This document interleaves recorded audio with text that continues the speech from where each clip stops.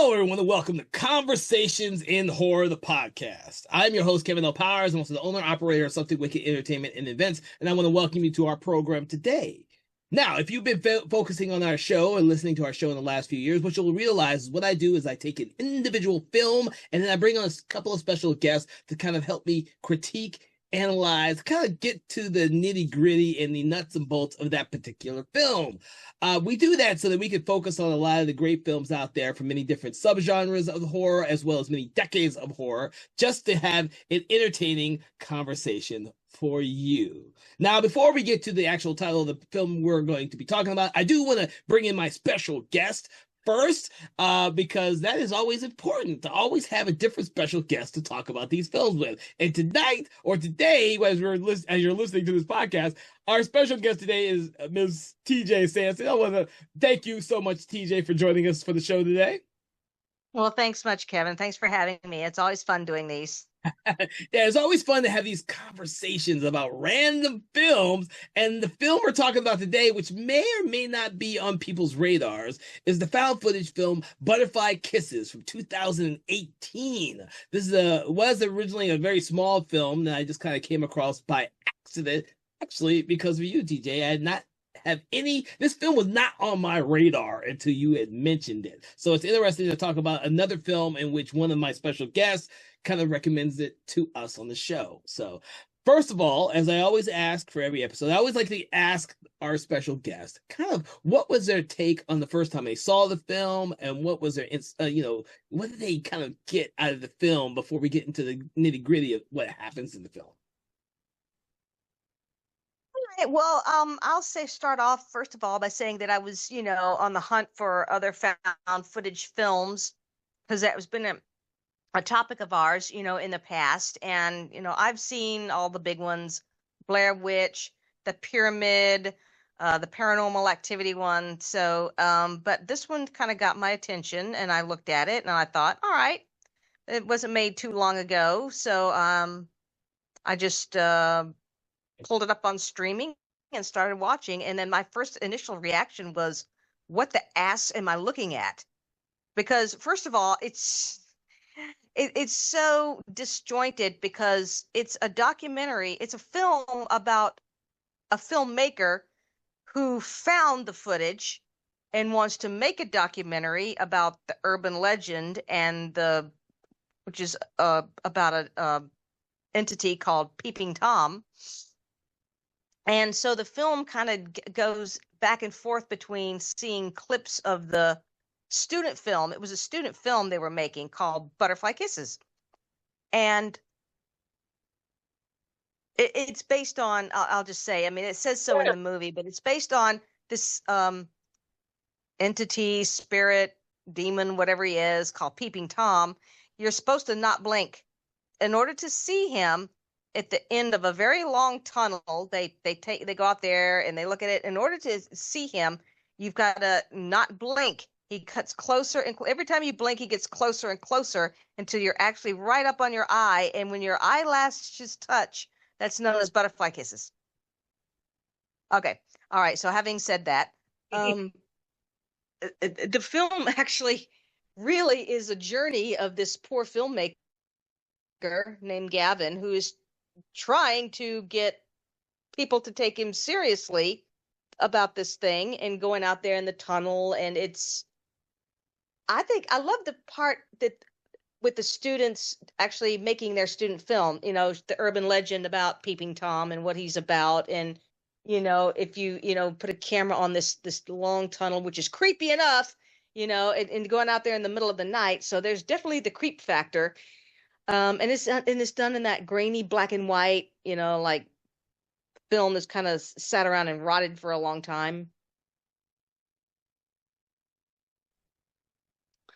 And then they cut and talked to the filmmaker who found it, who came across this stuff.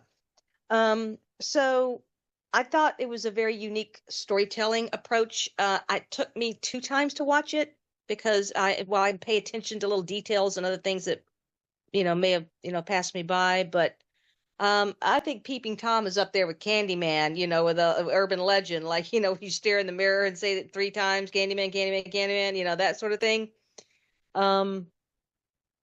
And the ending was rather gruesome. I won't tell you what it was, but anyway, what are your thoughts, Kevin? So, like I was saying before, I did come across this based on you telling me about the project. I'd never heard of the film before, but I'm actually glad I did. But the thing about this film is, if you've seen the what we still consider a found footage film, although only parts of it are actually found footage film, and that is Cannibal Holocaust. This film follows that format very, very, very closely. In that, in Cannibal Holocaust, you're watching the footage that the main documentarian has found, as well as his journey with finding that footage, and then what happens after he brings it back to civilization and then watches it. With this film, it starts off with Sophia, our college student who's doing a thesis film on the Peeping Tom, but then it kind of jumps to Gavin, like you said, who is kind of like a failed filmmaker, so to speak. He's kind of like not a successful filmmaker who comes across this footage, and while trying to prove to himself and to others that this is an actual real film of footage that he found, he's actually creating his own found footage around that. Yeah. It's an interesting concept to do as a film until Gavin starts to delve deeper and deeper down the rabbit hole in terms of the world that Sophia and her filmmaker partner went down. And so it's a much different journey than our documentarian filmmakers in the Cannibal Holocaust, but the concept is still much there. This would be something that's very much a more modern take on that type of aesthetic. And what I did thought was odd is the fact that this is a really late found footage film. Yeah, it's current. Yeah, more current than a lot of the others. The trend has already passed for found footage films, and so that could be why this film kind of went past my radar. And I don't know all the details on its distribution and all that type of stuff, or if it even had a major distribution. But there are aspects of it that make it very interesting for modern day found footage lovers, because it does take some interesting different takes than some of the more recent stuff, like you've mentioned, Paranormal Activity being like the most successful one in the last few decades.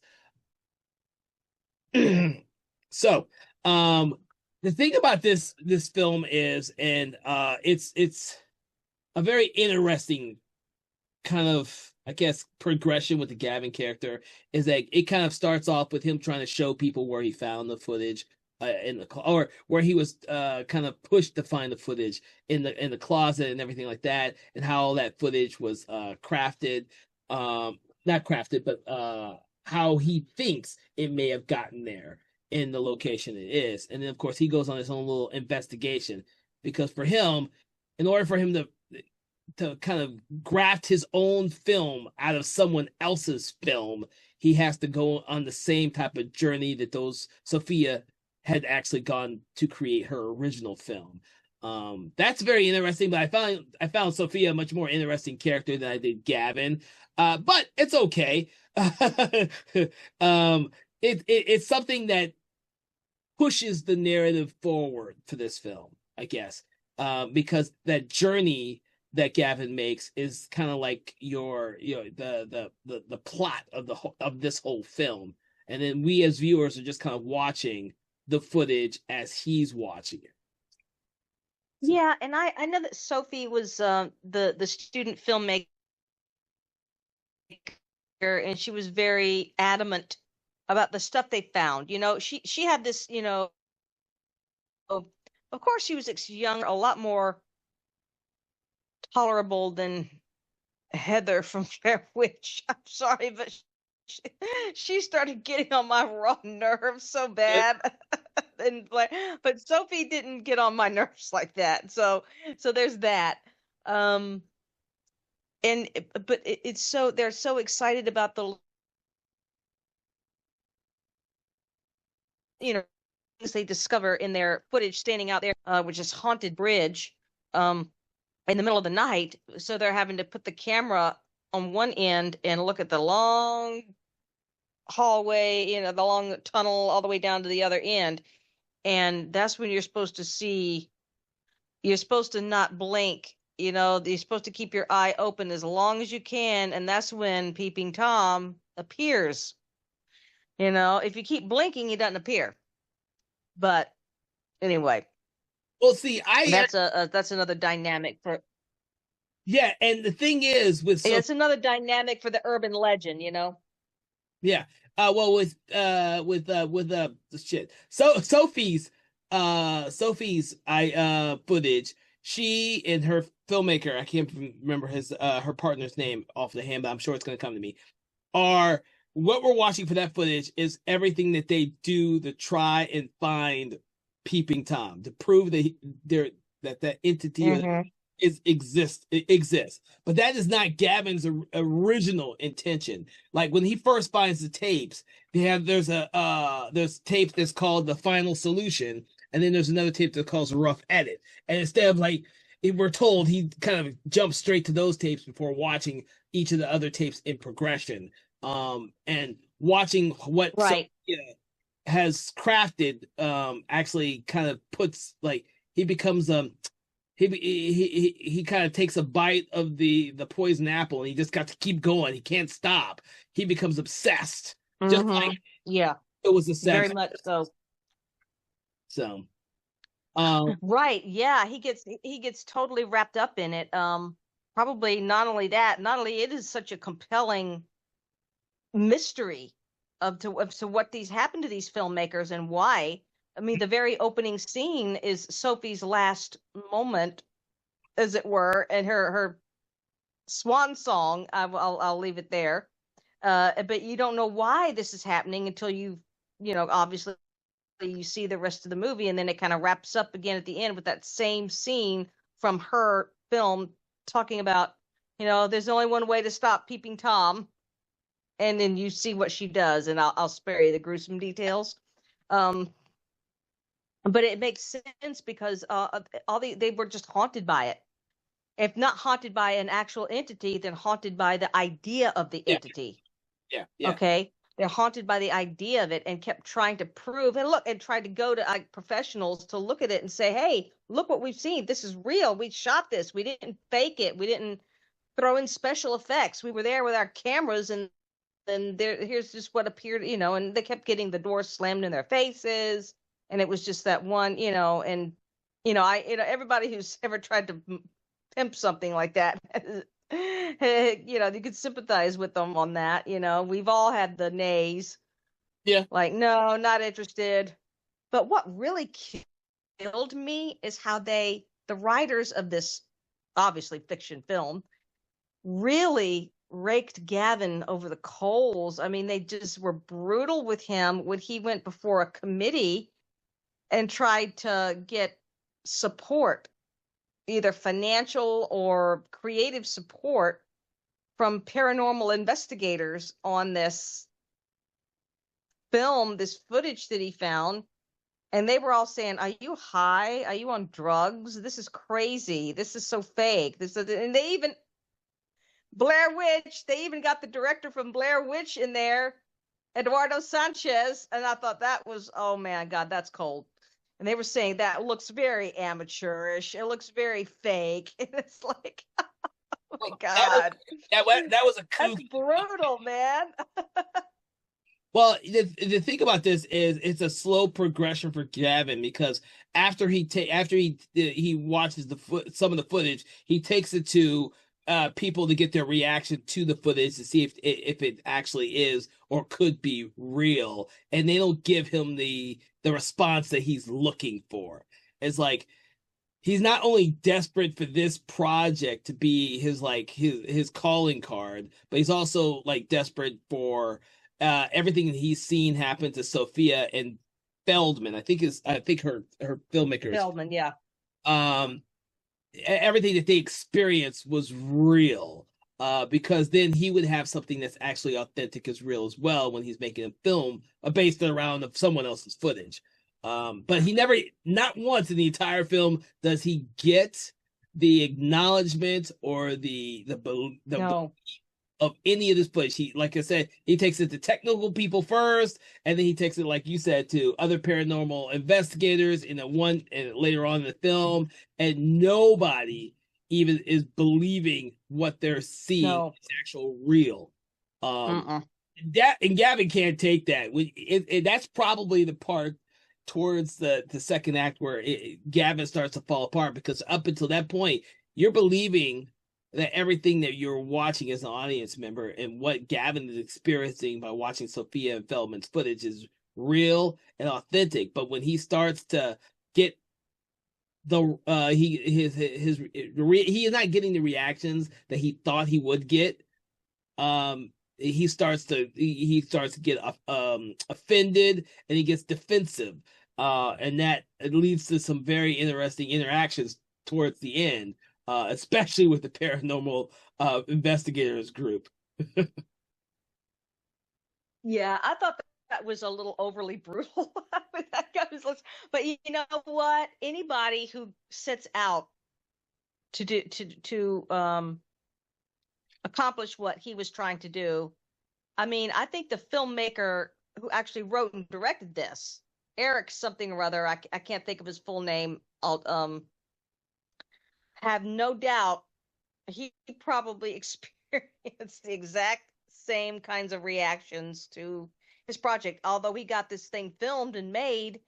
You know, but I obviously there's, you know, the challenges of getting an indie film made on donations and, you know, grants and, you know, what life savings, whatever, you know, to get something like that made. You know, that there's, you know, it's relatable. Okay, it's relatable to Gavin. You really start feeling for Gavin, and I really felt him start to really come unglued Yeah. towards the end, and that again, his gruesome outcome, which I'm not going to talk about, which is also ironic because the director of this motion picture died not long after this was made. Oh, I did not know that. He's not. Yeah, look it up. He Google him. He's dead. He died, and he wasn't very old either. I think he was like maybe late 30s, early 40s, give or take. Eric something or other. I can't. If you want to Google that, but yeah, he died. So that gives this piece a little bit more sinister elements to it with that. And his name is Eric Christopher Myers. I had to look him up too. That's it, Eric Myers. That's why. I'm not familiar with him, but yeah, you're right. He passed away like 3 years after this film saw release, which is kind of crazy, actually. Yeah. Might be he's young, he's my age. So he was born the same year I was born. And so I'm like, oh shit. So yeah. So obviously this is his last piece. So he'll never make another one. Well, that's unfortunate.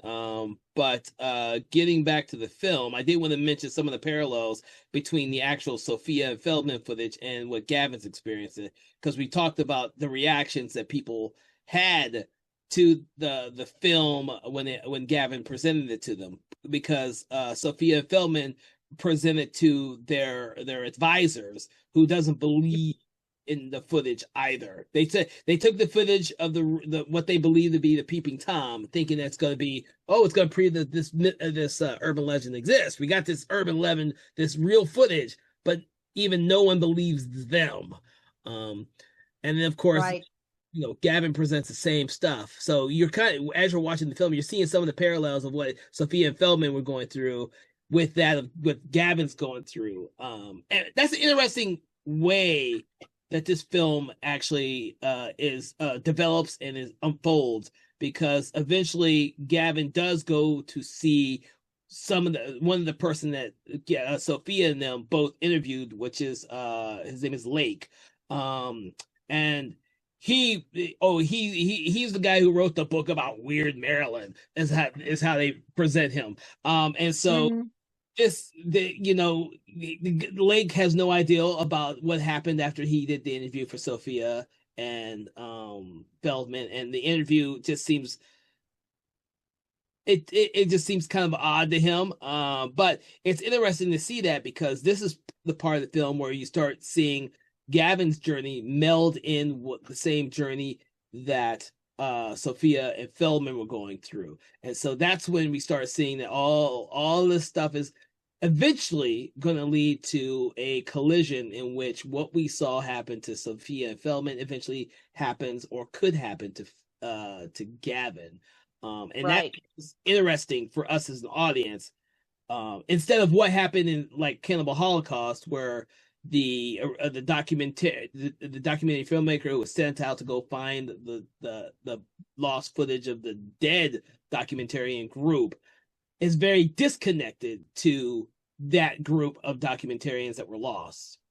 I like this a little bit. I like this a little bit more the way that it's crafted in that respects. And there is a sense of humor to this. With the director or one of the directors of Blair Witch Project showing up to tell them that the footage just looks Oh my God. Yeah. Telling them how fake it looked. It was like, oh my God, that's mean. I thought that's just brutal. It is because at that point Gavin is like really far gone in his belief that everything that Sophia and Feldman did was real and that the peeping Tom was real because in as Gavin watches and continues to watch the footage of Sophia Feldman, we slowly come to the realization that they are seeing Peeping Tom getting closer and closer to them by watching Yes. footage. And that's a really cool concept because they don't notice it at first. The audience doesn't notice it at first. They slowly come to this realization that every time Mm-hmm. they're in front of the camera, that the Peeping Tom entity is getting closer to them. I actually really like that concept as well. Yeah. It's almost like he's coming through the camera at them. And the more they roll the camera, the closer he gets. Yeah. That's has a very Stephen King quality to it. I Yeah. think King has written a couple short stories that are related or similar to that, which involves a camera, but every time they turn it on and off, some Yes. creepy entity just gets closer to them. Um, but yeah. So Oh, let's see. well, you brought something up, the whole camera flashing aspect, because I actually want to not forget the fact that alternately Peeping Tom is also called the Blink Man, and they Yes. Sophia and Feldman realized by rewatching the footage that the Blink Man they start seeing him, and they start seeing him get closer and closer. Every time the camera blinks, is how they say it. Uh, Yeah. which is really cool, to be honest with you. It's really cool concept for this type of film. And where are we at now? Well, I think that for a lot of the story, when Sophia and Feldman believe that Peeping Tom slash Blink Man is actually in the footage, and every time they take footage there, they he gets closer. Um, Mm-hmm. and it's all by his camera that this is happening because his camera is the one that shot the original footage uh Right. when the peeping tom showed up in the bridge. Because you show them driving and talking, and he appears in other little out there in the background in the landscape in other areas and buildings, and they're sitting there trying to convince that lady. They're like, "See, there he is there," and then she's like, "No, no, no, no, you guys could fake this." I'm like, "Well," and she's like, "No, it wasn't there. I mean, when we were there driving, we didn't see it there. It just showed up on the camera." So it's just but what gets to me is that it's so I'm a very linear kind of person, Yeah. and when I'm following a story, I like to follow a kind of a logical progression of things rather than jump back and forth. And this one really jumped back and forth a lot. You go from Gavin's story and interactions with people, and then it cuts to the student footage. I mean, the only good thing that distinguishes it is that the student footage was shot in black and white. So that shows you right then that their that's their material and not actually happening in the world of the movie right then. Gavin's world. Um I have to make myself watch these sort of semi-documentary style presentations when it's a character, a person or a character talking, breaking the fourth wall and talking to either an audience or an interviewer or something, because it comes off like an interview, not like is which is it is an interview, but when it's mixed in with like action happening in the story, then my ADD brain kind of starts ping ponging off in other directions. So I did end up having to rewatch a lot of scenes. Okay. That's just the way it is. That's just how I am, Something like Star Wars, I could watch all the way through and remember everything. But stuff like this, I kind of have to rewind and, okay, now what did he say about this and that? And, oh, when did he say this? Because there might be a reference to it, later on in the film, But, and it's another one that I will probably pop in for a third time and really zero in on some of the details. But I just found it to be a very unique presentation of the found footage genre, because like you said, what's that other one called about the Holocaust? Cannibal Holocaust. Cannibal Holocaust. That's one that I haven't seen. Is that one on streaming also? I don't know if that was on streaming or not. But for everyone listening to our podcast, we did do that one last year on Cannibal Holocaust, part of our found footage themed month. So you can check that one out. That is probably one of the earliest examples of found footage. It is not 100% found footage like, say, Blair Witch Project is, but it essentially is a film in which the found footage, it plays a unique part of the unfolding of the whole movie. If you haven't seen it, you should definitely go see it. And I make reference of it here because of the format of of both these films in their parallel.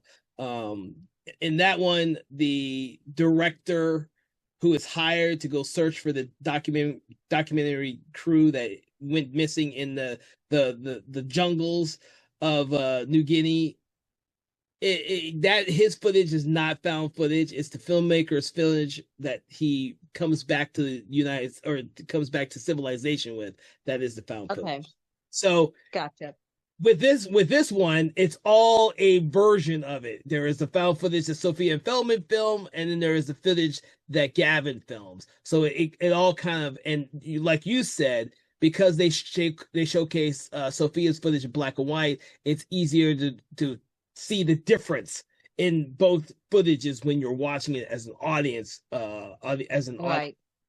Cannibal Holocaust, you automatically knew which was which, because there was the found footage that looked like it was a handheld cameras, and then everything else that looked like modern day filmmaking. So you could tell the difference between the two.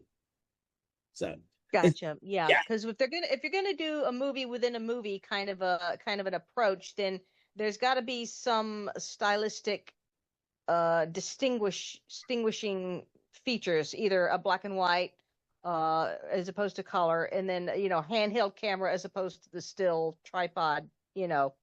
I find it so, and again, this is just probably because of the nature of this kind of film.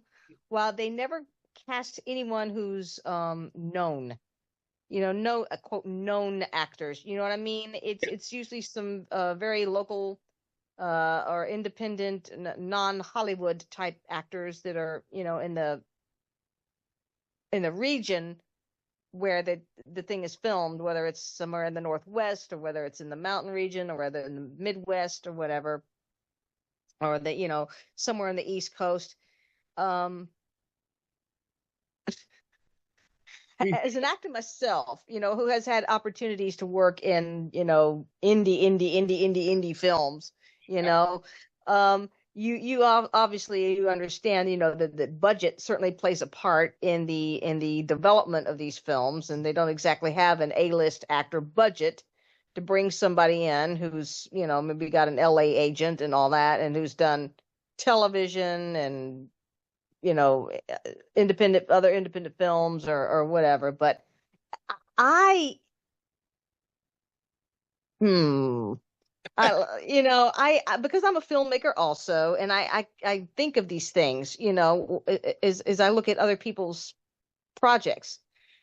What would it take to bring even a D-list actor, from, LA or whatever, a name actor onto something like this? And what would it, I mean, other than just like a paycheck, which to interest them, how would you get the attention of someone like that, aside from just having a damn good pitch and the promise of a nice paycheck? Think about this. This is because I'm filmmaker, you're a filmmaker, and this is not, in terms of discussion, but it's food for thought. But How would you get somebody, and who? Again, I guess it depends on your story. Um. Anyway, I digress. well, no, I you digress, but your question is kind of valid because most of these found footage films are extremely low budget films, or they're films with no budget, but they're made based on like an aesthetic. They have a catch, something that will catch audiences attention right off the bat, so they don't need name actors or name filmmakers to produce it. A lot of times it is the hook, and this one is the hook is the so-called peeping tom slash blink man. It's an urban legend. It's something. It's an entity that will follow you once you see it. It's very much something that you would have already seen 1,000 times in a J horror film. Yeah. This is just done as a modern day urban legend, found footage, so it can keep the cost down extremely low with the no name actors, and except for their coup of getting Edward Sanchez to be in it. I think it was Edward Sanchez to be in it for Yes. roughly 5 minutes, 10 minutes. They probably know him, or they paid him a lot of money. Now, in theory, from what I understand, with a lot of working actors, these Yes. are working actors who are just trying to, pay the bills and keep working as much as possible. They all have their own little rate, and they'll be in just about any film. If your rate that their rates are met and their aesthetics are met in terms of food and lodging and transportation, and as long as you're paying all that, then you're good and they'll be in your film. It's not about the quality or the quality of the movie you're making, or if the film even has other actors in it. If you're a known name and you try and get big name actors attached to your low budget film, then you have to have a really good script or pitch ideal in order to get them to Yeah. in your film. That is the other way. After you get them attached, then of course you can go after more money to invest because you have these people signed on to be in your film and so on and so forth. That the process is good is for us independent filmmakers. Those are probably the two most well-known ways of getting our films made. And it's hard either way. Right. Of course. Yeah. Totally. Totally. Uh, Yeah. like this film, you have a hook, you have one coup of a celebrity in there for 5-10 minutes, and then you have to hope that the execution and the follow through with the post production and editing is enough to sell your product. Now, this product was somewhere streaming when you found it.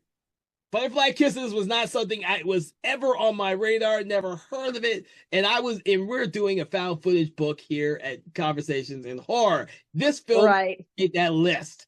You found it, and now it is now on our list. And we're hoping that by having this conversation, we can kind of get other people interested in going out there and checking it out. We hope that they do. They may not. They may, but hopefully we can find enough good elements in the movie to entice other audience members to go out there and check it out. Urban legends and stuff. Urban legends are always a good selling point. This is new. But there's so many urban legends out there that sell these found footage movies or sell low budget filmmakers in general. So, and like I said, the thing about this one is for me is I like the fact that it's doing this type of parallel between the found footage that is actually found and the film Yes. found the found footage. Uh, Yes.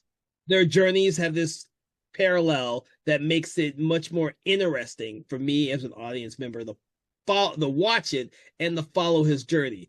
It is kind of hard towards towards the end of the second act when Gavin is getting nothing but all this animosity Oh, towards the yeah. there's not one person who believes anything that he's done. And you don't And know. that radio show, he gets on that podcast radio show, and then the callers coming in going, fake, fake, no, no good, shitty, fake, da da da da. And I could just see it killing him. And I'm like, oh my God, can't you at least put one person out there that believes in him, please? Just one, you know? So And I that's think this is what the idea is. This is why his despair just gets to a point to where obviously the how he ended up, I won't say. And then, the whole crew, his crew, which comprised of the actual director of the film, Christopher Myers, is part of that. And they come across the book, the sketchbook yeah. that he mails to him mysteriously with a key. And when it's something like that, it's not good. What's coming up is not good.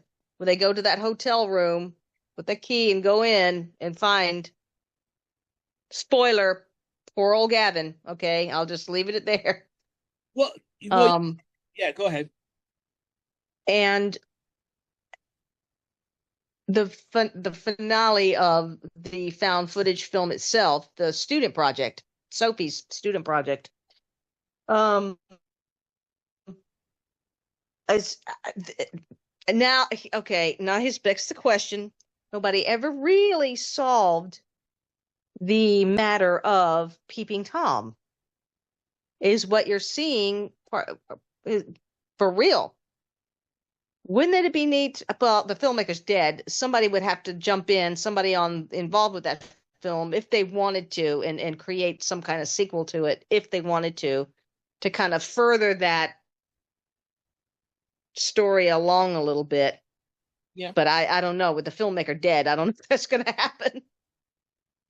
Yeah, well, he did write and direct it, so yeah, it might be kind of hard for that unless someone takes up the reins for it. But Yeah. you bring up another aspect of the film that I actually liked is like the filmmakers who are helping Gavin shoot his documentary also become characters within the film itself. Gavin Yes. becomes part. Well, okay, Feldman becomes part of Sophia's story, and then Gavin becomes part of Sophia and Feldman's story, and then Gavin's film crew becomes part of Gavin's story. And Yes. that type of progression, I actually really think is really clever for this film because it makes it seem as though it is a endless cycle because no one believes any of this is real until it's far too late. This is why I mentioned the possibility or the a possibility of some kind of sequel to it because of that continuation.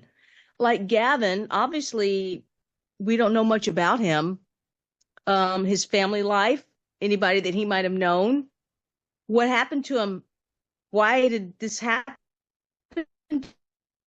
to him, and what was going on in his life that created it. And then that creates a whole nother journey for another character to come in and further that story along. See? But I mean, that just depends on who may or may not be in charge of that. Again, that's getting into logistics, but I think it would be interesting to explore that idea. What do you think? It could be, yeah. I mean, that all depends on how. That all depends on a multitude of different outcomes. We all kind of wonder if this film will actually find an audience. I hope that it does. Yeah. But it needs to find an audience so that the people who are behind this movie and or have the means to make a sequel see that there is a need and a want for a sequel. There is a lot of different avenues that a sequel to this could take, and be a clever and creative continuation of the Peeping Tom slash Blinkman urban legend. I don't believe that that's a urban legend. I think it was created specifically for the film, so it would be sad. You're right. It would be sad if that whole thing dies with only just the one film, because it is an interesting concept. Yeah, I know, because that's a weird entity in and of itself. Peeping Tom, he's kind of, like how did it come about? I have to go back. I'm going to go back and rewatch. For me, picking out little details like that are kind of little puzzle pieces that are kind of situated in between, all this other aspect of the story I might have missed, but that could be an interesting concept for maybe down the road. Yeah, it could. It very well could. I mean, what's the worst anybody could say? No. Right? There is a lot of potential in this one. And I've watched a lot of found footage films, and I thank God that there is not sequels to some of the stuff I've seen out there. But there is a lot of potential with what was just hinted at and what was started with this film in terms of the Peeping Tom Blinkman urban legend that I would like to see explored more. I mean, even if they did a regular fictionalized film of this that wasn't found footage, that would be interesting as well. There are so many different avenues to take. Found footage genre is very specific in the way it is revealed to the audience and the aesthetics that are put within its confined subgenre, that would not be there if they just did a traditional fiction film based on the urban legends. Yeah, I know. And like I said, like we talked a little while ago about Paranormal Activity, and I think there's just way too many of those. I'm just sorry. I think after the third one, I'm just kind of like, I'm done. The first one had me really, engaged and wrapped, like what's going to happen next. And, the little creepy things that happen slowly start to happen. But after the third one, I was just kind of like, yeah, okay, I'm done. But, yeah, I mean, I don't really have anything else to add about Butterfly Kisses. I just thought it was just a very interesting, treatment of the found footage genre, unlike some of the other ones I've seen. And I like this one because it doesn't linger too long on one scene. It is a little bit choppy, because when you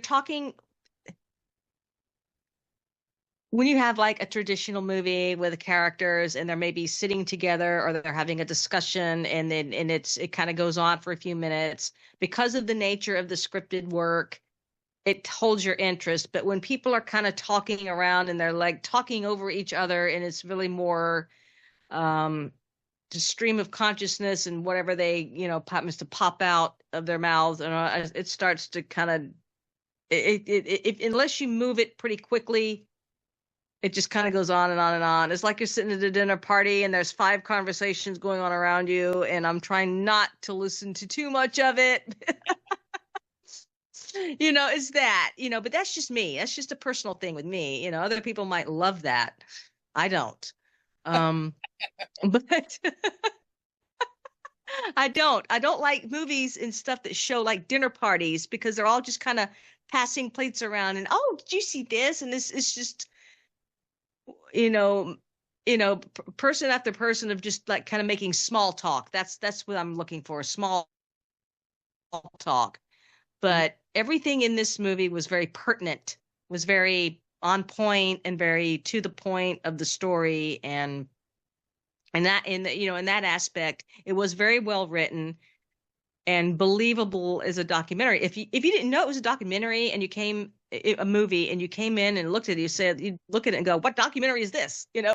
What's this about? It has that professionalism about it. Okay. Mm-hmm. Did I ramble too much? No. That's what we do on the show. we go off on tangents. We do that all the time. But you're kind of summing up. Yeah. Well, you're summing up some of your final thoughts on the film, which is great. Was there anything else you would like to add to what you were saying? Because you stopped off. I don't think so. I mean, I think we covered most of the key aspects of it, you know, the pros and the cons. Um, I just love little hidden gems like that I discover, you know, just by Yeah. exploring, just by looking. And that's all I did was Google top 10 found footage movies or something like that. And as I continued to look through them, then that one came up in the, you know, in the search. And I just, in every single one that looks interesting to me, you know, I pop on it, I look at the description, I look at who's in it, I look on the streaming, if it's available on streaming for free. Um, well, with my subscriptions, that is. And I'm like, all right, I'll give it a shot. You know, 10 minutes in, if I'm not engaged within 10 minutes, click. You know, that's just me. I'm a cinema snob, I guess. I don't know. Well, you're not the only one that's like that. There's lots of people out there. If the film can't catch you within the first 10, 15 minutes, they just click it off. That is the nature of our current generation of film goers. Hence why there's so much content out there.